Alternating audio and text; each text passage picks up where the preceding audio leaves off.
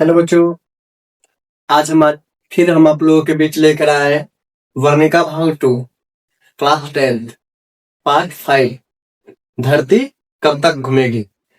चलिए देखते हैं हम लोग इस चैप्टर को अच्छे से समझ जाते हैं। वर्णिका भाग 2 आज लास्ट चैप्टर है।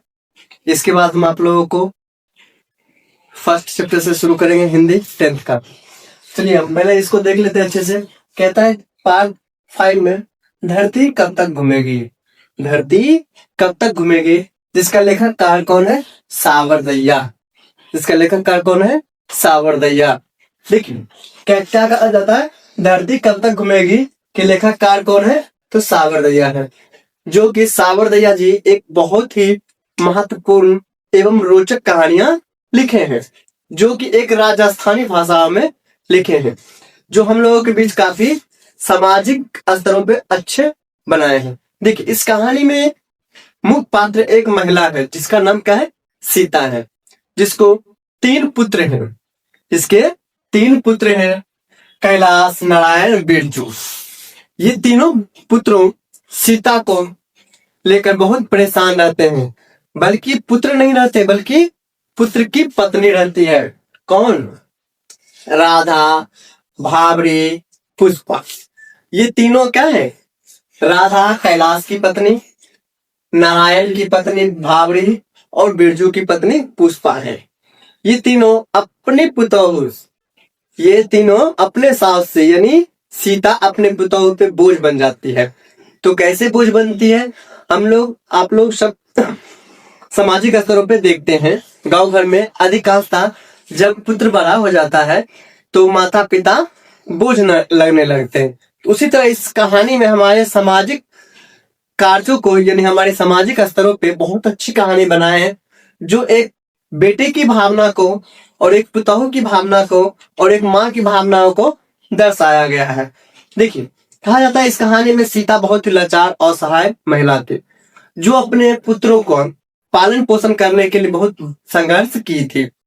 जब वह तीनों पुत्रों को शादी विवाह कर दिए, पोता पोती आ गए, तो क्या होने लगा? सीता अपने पुतोह पे बोझ बनने लगी।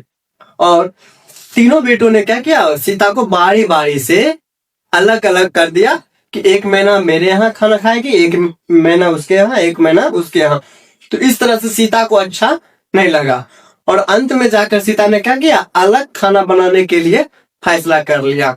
और बीच में क्या हुआ था कि सीता को 50-50 रुपये का महीना देने के लिए तीनों बेटा ने स्वीकार किया था। चलते हैं कहानी की ओर। देखिए कहा जाता है लेखक का जन्म कब हुआ, यानी सावरदैया का जन्म 10 अक्टूबर 1948 ईस्वी को हुआ था और 30 जुलाई 1992 ईस्वी को उनकी मृत्यु हो गई थी। जो आप लोगों का इस चीज को दर्शाया नहीं गया है बुकों में, केवल उनके जन्म के बारे में दर्शाया गया है। कहता है यह कहानी कैसी है? यह कहानी कैसी है? राजस्थानी है। कैसी है? राजस्थानी है। यह कहानी कैसी है? तो राजस्थानी है। कहता इस कहानी का अनुवादन कौन किए? इस कहानी का अनुवादन सावरदैया किए। कौन किए? सावरदैया किए। कहता इस कहानी का प्रमुख पात्र कौन है? तो सीता है। कौन है? सीता है। इस कहानी का प्रमुख पात्र कौन है? सीता है। फिर कहा जाता है सीता को कितने बेटे थे? तो सीता को 3 बेटे थे। कितने? 3 बेटे थे, कैलाश, नारायण और बिरजू। कैलाश, नारायण और बिरजू, उनको 3 पुत्र थे।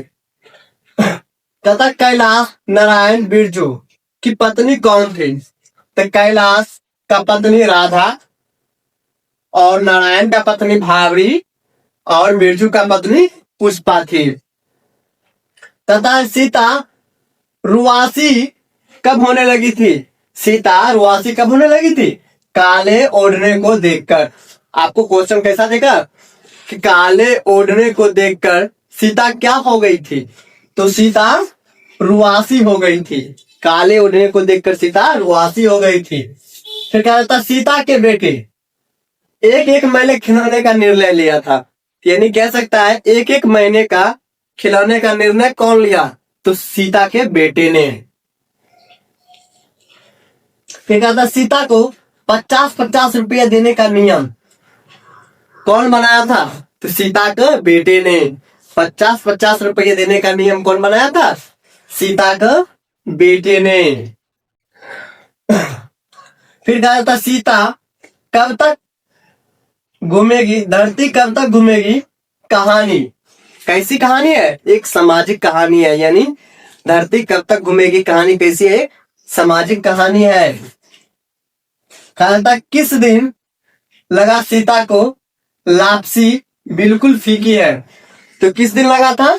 यानी नहार सिंह वाले दिन, यानी एक दिन था जो नहार सिंह वाले दिन था, उस दिन लगा था सीता को क्या चीज? लापसी बिल्कुल फीकी है, यानी ये जिंदगी क्या है?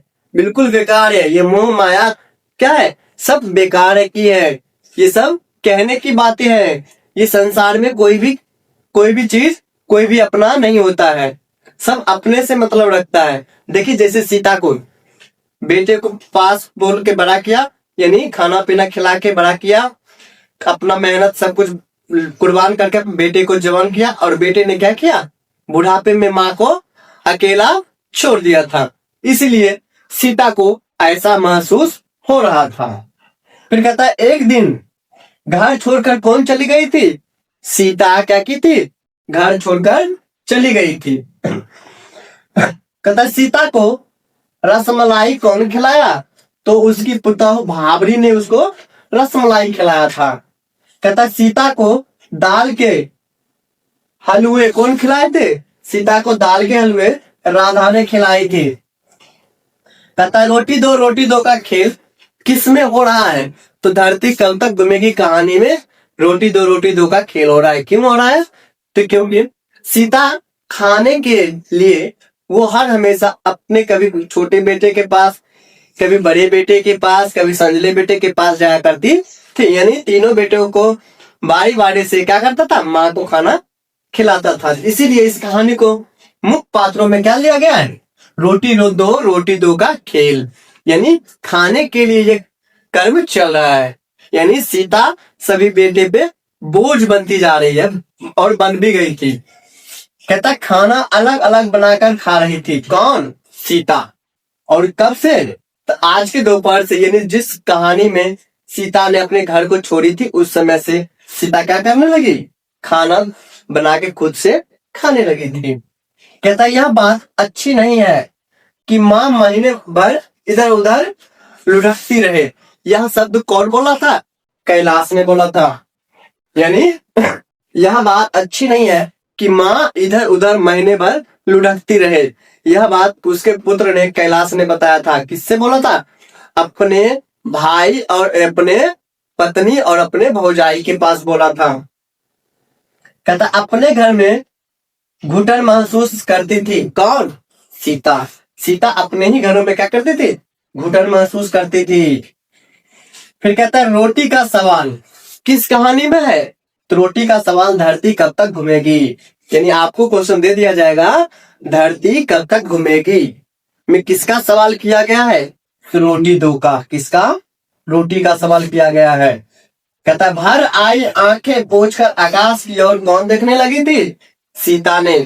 जब वह यह सब चीज देखा तो उनके आंखों में क्या आ गए थे? आंसू आ गए थे, और आंख के आंसू पोंछकर वो ईश्वर यानी भगवान से प्रार्थना कर रहे थे, हे भगवान ऐसे पुत्र ऐसे पुतौह किसी को मत देना, हम ऐसी जिंदगी जीने से बेकार है कि मर जाए। कौन क्या सोच रही थी? कौन देख रही थी? सीता देख रही थी आकाश की ओर। कहता सावर दैया किस भाषा का सफल कहानीकारक है? यानी राजस्थानी भाषा का वह सफल कहानीकारक है। कौन? सावर दैया। फिर कहता है इस कहानी में किसकी प्रधानता दी गई है? तो नारी की। इस कहानी में किसकी प्रधानता दी गई है? तो नारी की प्रधानता दी गई है। किसकी? नारी की। कहता है सीता दुखी क्यों थी? तो सीता इसलिए दुखी दी थी क्योंकि उसके तीनों बेटे ने उसे क्या कर दिया था? महीने भर के लिए खाने के लिए बारी लगा दिया था। कहता है बच्चों की खुशी कब आई? यानी जब बच्चों की खुशी कब आती थी? जब दादी यानी सीता उसके तरफ जाती थी तब जाके बच्चों की खुशी दोगुना हो जाती थी। लेकिन उसकी पुतहू क्या होती थी, रुझा जाती थी, यानी उदास हो जाती थी। यानी जब पोते दादी को पाती तो पोते क्या हो जाते थे, खुश हो जाते थे, लेकिन उसके पिताओं को बोझ बनने लगती थी। तो चलिए, आज हम वर्णिका भाग 2 का पूरा चैप्टर हम लोग खत्म किए हैं, और आप लोगों से कम 15 से 20 क्वेश्चन इस 5 पार्टों से आएगी। यानी पहला पार्ट से लेकर 5वां अध्याय तक कम से कम 20 क्वेश्चन आपको बोर्ड एग्जाम में लगने वाले हैं 2026 में। तो चलिए, इसी तरह से आप लोग मेरे चैनल एनिमेश क्लासेस 0.7 में बने रहिए और फिर अपना तैयारी अच्छे से करते रहिए। चलिए, आज के लिए इतना ही, बाय।